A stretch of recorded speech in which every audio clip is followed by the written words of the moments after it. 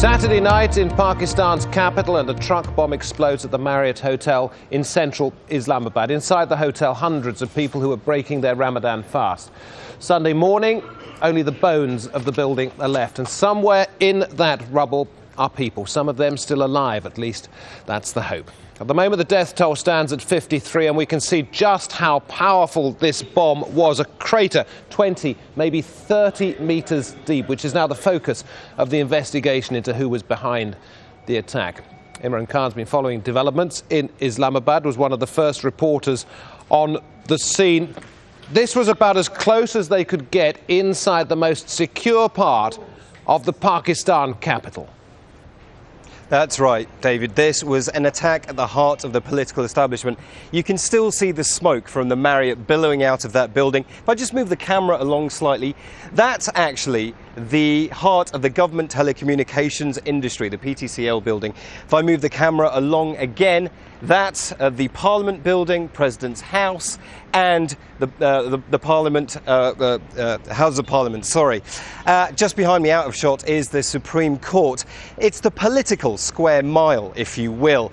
Now, that political square mile, David, is coming in for increasing criticism.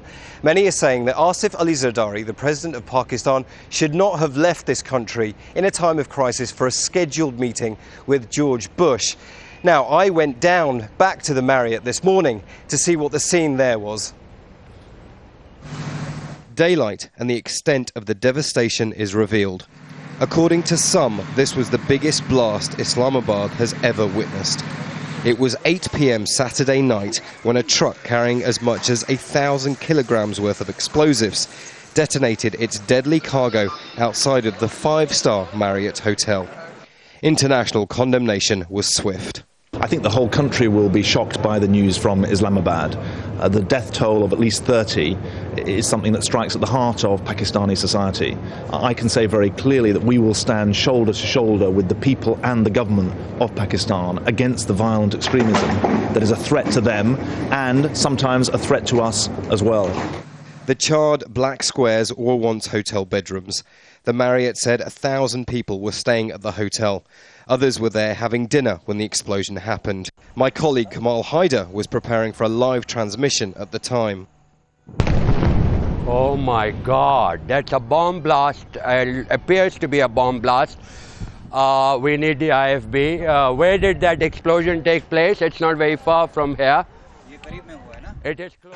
At the scene, a gaping hole, Pakistan's own ground zero. What explosives experts are saying is that by examining the rubble, you should be able to detect what type of explosive was used. The Pakistani authorities will be doing that. They'll be looking for a pattern. Has this explosive been used in past attacks, and therefore can they link it to any type of organisation? Finding out who's responsible has now become top priority, but a clue may lie here. This is Bajar Agency in the tribal belt, where the Pakistani army is fighting the self-proclaimed Pakistani Taliban. It would seem that that fight has now come to the capital. At the hospital, the grief was overwhelming. This is one of the lucky ones. He escaped with his life. He says, "My hand has been badly damaged. The doctors say they may have to amputate it." The streets around the hotel are barely recognizable. The force of the blast threw cars into the air and onto the pavement. This man is looking for cars that belong to his company. One of the bigger cars which should not have been lost, actually we lost it.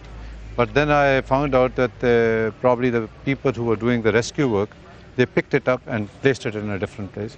The difficulty is in the smaller cars. And these are the staff cars. These are not the official company cars. So we are trying to relocate them. These are the cars which are parked by the individuals, and they mostly were the ladies. Rescue efforts continue here, but they are being hampered by antiquated equipment. These hose pipes are riddled with holes. The army has taken over security of the site. An initial report will be delivered to the Interior Ministry on Sunday, and the Pakistani government has offered a $1.6 million reward for any information that may lead to those behind the attack. For now, Pakistan wants an answer. Why and how could this happen? Imran Khan, Al Jazeera, Islamabad. And Imran, there are those in the government who are already providing the people with an answer. They're saying the Taliban did this. How can they possibly say that so early? Well, David, the pattern of attacks that have been seen in Islamabad and across Pakistan so far have always been blamed on the Pakistani Taliban. So this is just an extension of that. But until the Pakistani Taliban take responsibility, we're not going to know for sure. Now, we've spoken to Muslim Khan, who is the spokesman of the Pakistani Taliban.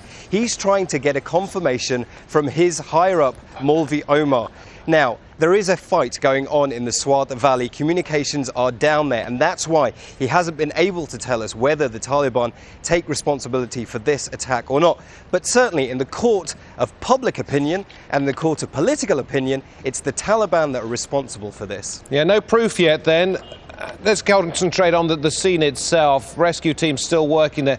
Do they believe that they may still be able to find people alive in that mess?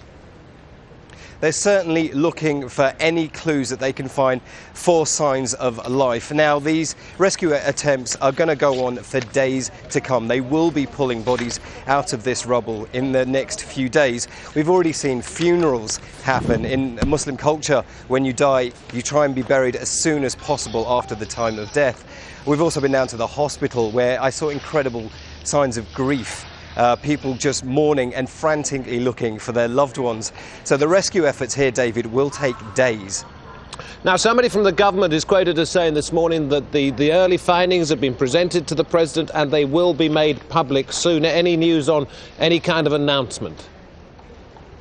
Not at the moment. What we're seeing is a lack of information coming out of the government. They seem to be taking stock and getting as much information on the ground as possible. But no press conference has been scheduled.